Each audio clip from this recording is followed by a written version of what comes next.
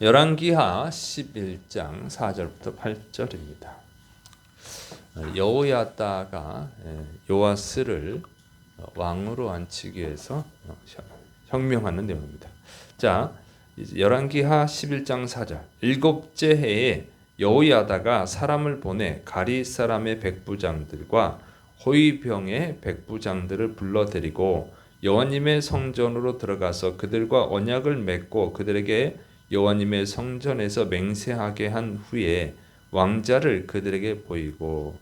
자, 요아스가 7살이 되던 해 여호야다 대제사장은 가릿 사람의 백부장들과 호위병의 백부장들을 모아서 성전으로 모아서 언약을 맺습니다. 그 아마도 이제 요아스를 왕으로 앉히는 데에 협력하겠다, 뭐 그런 배신하지 않겠다, 그런 언약이겠죠. 자, 그리고 이 아달라 여왕을 이제 폐위하고 요아스를 왕으로 앉히기 위해서 이제 반란을 일으키는 거예요. 그런데 이것은 반란이 아니라 혁명이죠. 왜냐하면 아달랴가 왕이 되기 위해서 왕자들, 자기가 왕이 되려고 정통성 있는 왕자들을 다 죽이고 자기가 불법으로 왕이 됐죠. 그러니까 그 잘못된 것을 바로잡는 것이기 때문에 반란이 아니라 혁명이죠. 그래서 이제 요아스를, 정통성 있는 요아스를 왕으로 앉히기 위해서 혁명을 일으킨 거예요. 이 여호야다의 이 용기로 인해서 이제 요아스가 왕이 되게 됩니다. 그러니까 잘못된 역사를 이렇게 바로잡기 위해서는 정의로운 자, 용기 있는 자가 필요한 거예요. 국가 조직이나 국가뿐만 아니라 어떤 조직, 어떤 단체도 변질될 수 있어요. 인간은 다 죄인이기 때문에 처음에는 좋은 목적을 가지고 시작을 했어도 시간이 흐르면 변질될 수 있는 것이죠. 그런데 그 변질되는 것을 막는 것은 뭐냐면 정의와 용기죠. 그래서 악에 저항하지 않거나 또 악에 침묵하는 것은요, 악에 동조하는 것입니다. 예수님은 악에 침묵하지 않으셨죠. 예수님의 첫 번째 말씀이 회개하라, 천국이 가까이 왔느니라, 이 말씀이었어요. 그리고 예수님은 성전에 들어가서 이 성전을 더럽힌 자들, 책망하고 비둘기 파는 자들, 뭐 돈 바꿔 주는 자들 다 내쫓으죠. 성전 청소를 하셨어요. 그리고 이 바리새인들한테 독사의 자식들이라고 책망을 하시죠. 이런 일을 하셨다 하는 거죠. 이게 이제 기독교의 정신이에요. 그래서 기독교는 항상 잘못된 것을 바로잡아 왔습니다. 링컨은 노예를 해방시켰죠. 기독교 정신을 가진 사람은 그렇게 한 거예요. 또 개신교가 천주교, 기독교, 우리나라에서는 이제 기독교하면 개신교로 알려졌는데 기독교는 개신교, 천주교 다 합친 걸 기독교라고 하는 거예요. 그런데 이 개신교가 천주교로부터 분리되는 것 역시 루터라고 하는 올바른 성경 지식을 가지고 또 용기 있는 그 사람이 있었기 때문에 가능한 것이죠. 루터는 천주교의 부패와 또 성경에서 벗어난 잘못된 교리, 비성경적인 교리들을 비판을 했어요. 그리고 개혁을 요구했죠. 그럼으로 인해서 개신교가 나온 거예요. 근데 이 루터 외에도 천주교가 잘못됐다는 것을 아는 사람이 없었느냐? 그런 건 아니죠. 신부들은 다 알죠. 웬만한 지각이 있는 신부들은 다 알죠. 아는데 그 당시에는 성도들은 알기 어려워요. 왜냐하면 이 라틴어로 돼 있었으니까 성경 자체가 옛날 그 로마 언어예요. 라틴어가. 근데 어떻게 알겠어요? 프랑스 사람이, 영국 사람이 모르죠, 당연히. 그리고 신부들만 아는 거예요, 신부들만. 그래서 성도들은 몰랐고 성경을 읽을 수가 없으니까. 근데 이제 신부들, 귀족들은 아니죠. 그걸 배웠으니까. 그런데 다 침묵하는 거예요. 왜? 교황한테 잘못했다가는 사형당할 수도 있고 또 파문을 당하죠. 파문을 당한다는 것은 너는 이제 교회 하나님의 백성이 아니다. 그러면 이제 지옥 자식이 되는 거죠. 그러니까 그런 것 때문에 지옥 갈까봐 두려워서 말을 못하는 거예요. 그래서 이 중세 암흑기가 온 거잖아요. 그때 정말 많은 사람들이 천주 교회를 다니고 있었지만 그 사람들은 잘못된 교리로 인해서 결국 다 지옥 갔을 거예요. 수백만 명, 수천만 명이 지옥에 떨어지는 안타까운 일이 있었던 것이죠. 그 사람들이 알면서도 침묵했기 때문에 그런 거예요.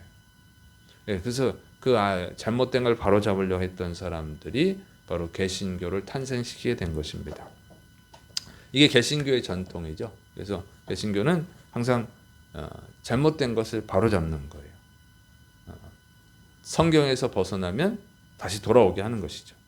그래서 이 개신교가 있음으로 인해서 사회가 많이 발전해 왔습니다. 지금도 이 사회가 타락해 가는 것을 막고 있는 것이 뭐냐면 개신교죠. 잘못된 법들, 성경에 어긋난 창조 질서에 어긋난 법들을 지금 세계 유럽 서구 사회에서 또 우리나라에서 자꾸 법으로 만들어 가지고 잘못된 것을 올바른 것이라고 속이려고 하잖아요.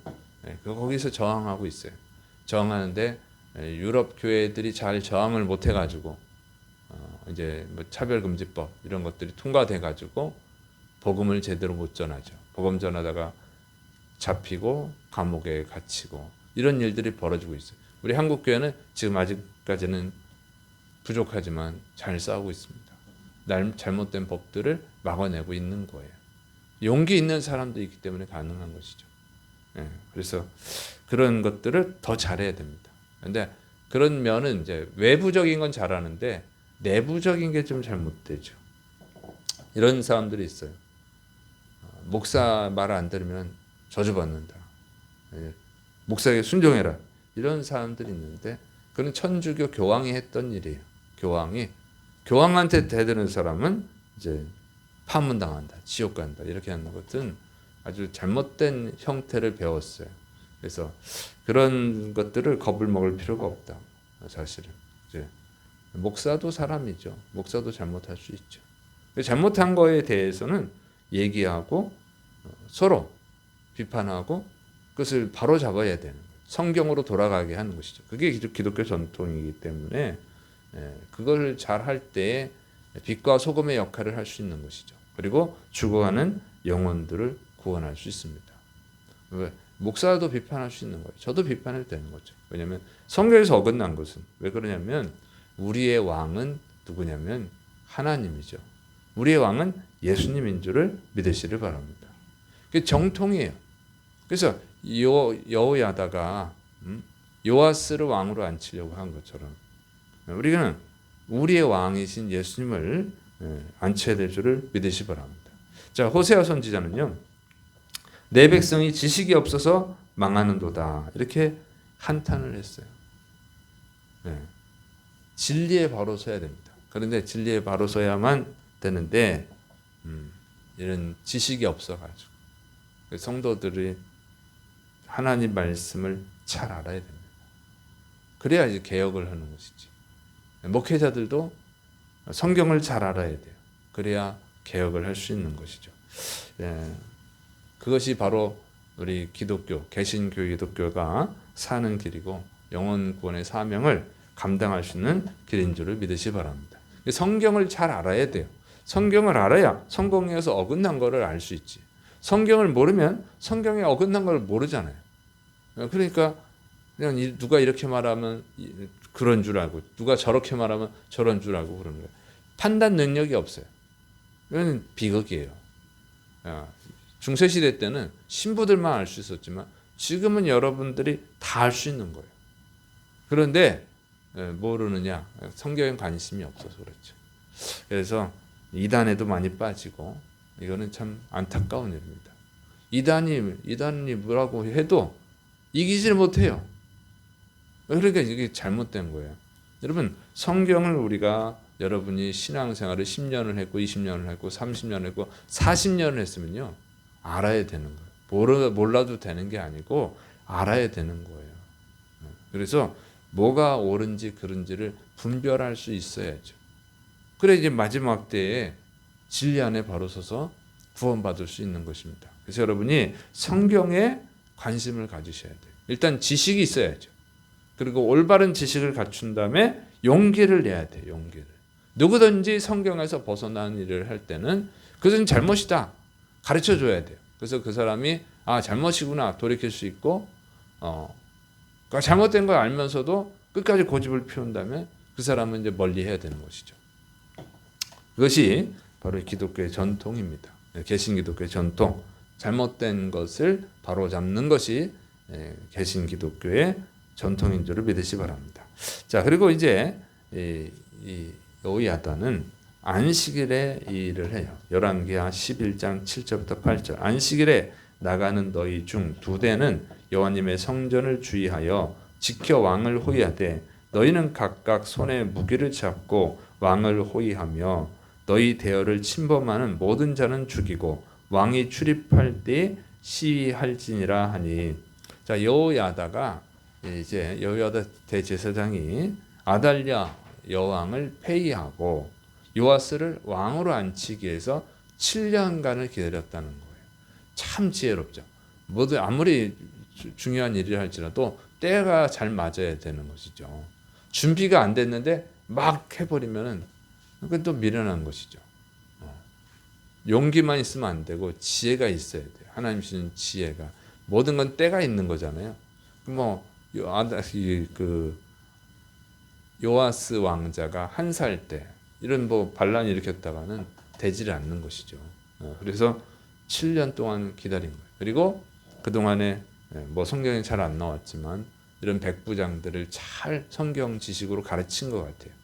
그래서 자기의 이 혁명에 동조하는 세력을 만든 거예요. 만들고 이렇게 하잖아요. 그리고 또 그 혁명을 일으킨 날이 안식일이었다는 거죠. 이게 정말 지혜로운 거예요. 왜냐하면 유대인들은 안식일에는 일하면 안 된다고 하는 의식이 강하잖아요. 그래서 이 말씀을 잘못 이해한 거예요. 사람을 살리는 것, 영혼을 살리는 일을 해도 되는데 예수님이 가르쳐 주셨잖아요. 근데 이걸 몰라가지고 지식이 있어야 사는 겁니다. 몰라가지고 적군과 전쟁하는데도 전투를 하는데도 안식일에는 안 싸워. 안식일에는 기도하고 있는 거예요. 그래서 적군이 쳐들어와가지고 기도하는 유대인들을 죽이고 전쟁에서 패전한 역사도 있습니다. 참 바보스럽죠. 정말 바보스러워. 그런데 안식일에 혁명을 일으킨 거예요. 이 사람은 진짜 깨어있는 사람이에요. 깨어있는 사람. 여호야다는. 근데 아달랴가 방심하겠죠. 안식일에는 아무 일도 없겠지. 그때를 이용해서 혁명을 일으켜서 성공을 하게 된 것입니다. 또 여호야다는 요아스 왕자에게 접근하는 자는 죽이라고 명령을 해서 요아스 왕자를 철저히 보았죠. 왜냐하면 요아스가 죽으면 혁명은 실패하잖아요. 요아스를 왕으로 앉히려고 혁명한 것이니까. 그래서 이 안식일에 아달랴 여왕을 폐위시키고 다윗의 후손 정통성을 가진 요아스를 왕으로 앉히는 혁명을 한 거예요. 근데 여기서 우리가 배워야 되는 것이 있습니다. 우리의 주인은 누구예요? 우리의 왕은 누구예요? 예수님입니다. 예수님. 우리는 예수님을 왕으로 앉히는, 예수님을 왕으로 모시는 혁명을 해야 될 줄을 믿으시기 바랍니다. 그래서 우리는 이 세상에서 사는 동안에 예수님이 아닌 다른 것이 왕이 될 때가 있어요. 세상의 돈, 세상의 권력, 세상의 명예, 인기, 또 사람들, 취미, 또는 내가 쇼핑하고자 하는 것. 자, 이런 것들이 왕이 된단 말이죠. 이런 것들을 다 내려놓고 우리의 왕은 오직 예수 그리스도를 우리의 왕으로 모셔야 될 줄을 믿으시기를 축원합니다. 믿음이 부족해서 그러는 거예요. 믿음을 가져야 됩니다. 그래서 매일매일이 우리의 왕이 돼야 되는데 우리 자꾸 잊어버리죠. 여러분 자꾸 매일매일 여러분의 왕을 예수님으로 모시기를 축원합니다. 그게 혁명을 해야 돼.